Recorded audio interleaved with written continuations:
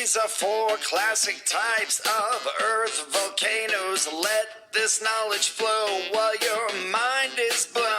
These four classic types of volcanoes are named by the USGS: cinder cones, composite and shield volcanoes, and lava domes. I do confess, the simplest type of volcano is the cinder cone. Let's see how they form and how they grow. The cinder cone summit has a bowl-shaped crater atop its ascent, built from particles and blobs of lava ejected from its single vent. Cinder cones rarely get taller than 600 to 900 feet, and they have rocky slopes that are pretty steep. There are numerous cinder cones in North America's west and throughout other parts of the world in volcanic terrains. I do attest. Composite volcanoes are usually thousands of feet tall and may rise to 8,000 feet above their bases as they sprawl. There's no covered peaks or symmetrical cones that are steep-sided, composed of lava flows, mud flow, and pyroclastic deposits. Mount St. Helens, Rainier, Mount Shasta,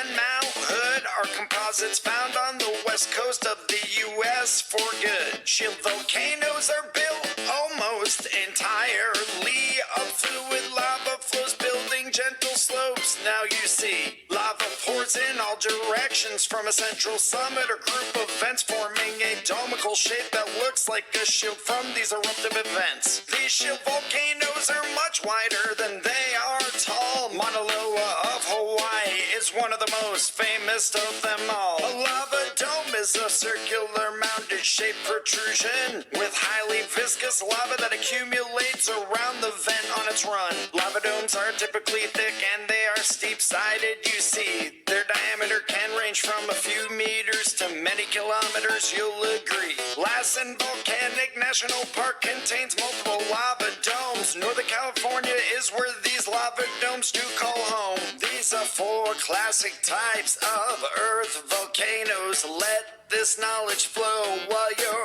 mind is blown.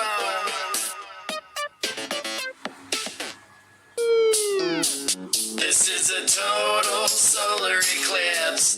Don't see my narrow path in which I travel on the Earth's surface. This is a total solar eclipse. My totality is awe-inspiring, so don't miss this. This celestial event is called a solar eclipse. Let me tell you about it so you can understand all this. A solar eclipse is caused by the moon, that is me. I'm passing between the sun and the earth till black is what you see. Here are several stages and some visual tips that you can use to recognize a total solar eclipse. Stage 1 is called a partial eclipse. It's when the sun's disk is partially blocked by the moon like this. Stage 2 is called Bailey's Beats, which are bright spots of light. It's when low-lying valleys on the moon's edge allow sunlight through, that's right. Stage 3 is sometimes called the diamond ring. This stage is key, in which marks the last few seconds before totality. The last bit of sunlight that is able to shine through the low-lying valleys creates a single flash of light on the side of the moon. The fourth and most important stage is called totality. When the moon completely covers the disk of the sun, this is what you see. Then comes the final stages in which the sun will grow a crescent on the opposite side of the Bailey's beads, which once had shown.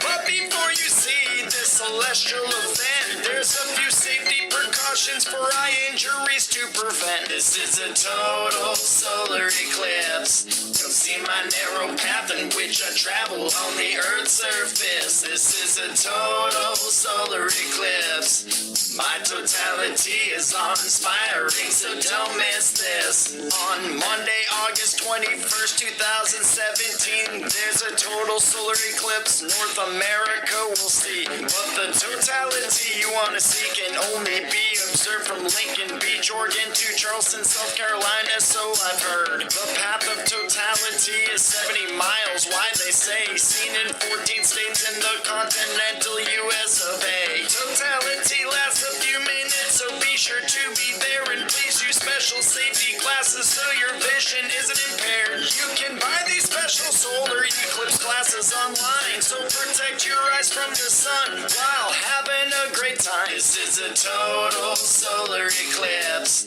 Come see my narrow path in which I travel on the Earth's surface. This is a total solar eclipse. My totality is awe-inspiring, so don't miss this. A solar eclipse has several areas we need to discuss. Take a look at this picture to learn each part is a must. Here's the penumbra, partially shaded outer region surrounding the umbra, a fully shaded inner part that's darkened. A partial eclipse is what you're seeing right here, when only part of the luminary of a celestial body is darkened there.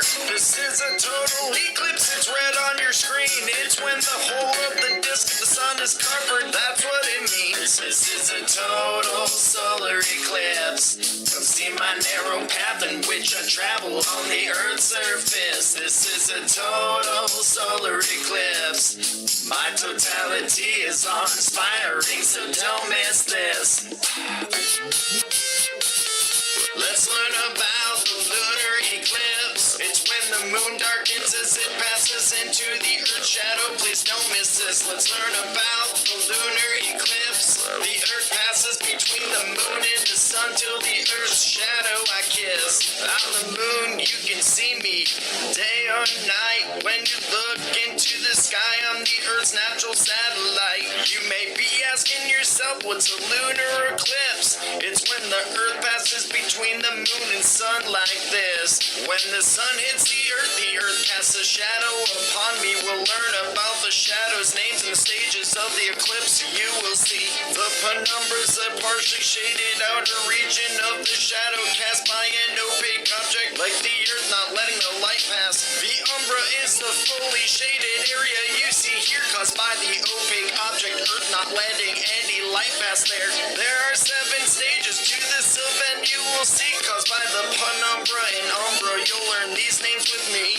Stage 1 is the penumbra. It's when I enter the penumbra here and a partial shadow is cast on my surface over there. Stage 2 is a partial eclipse when the Earth moves between the sun and the moon a bit more, casting more of a shadow upon me. The total eclipse is the name of stage 3. It's when the Earth blocks the rays of the sun completely.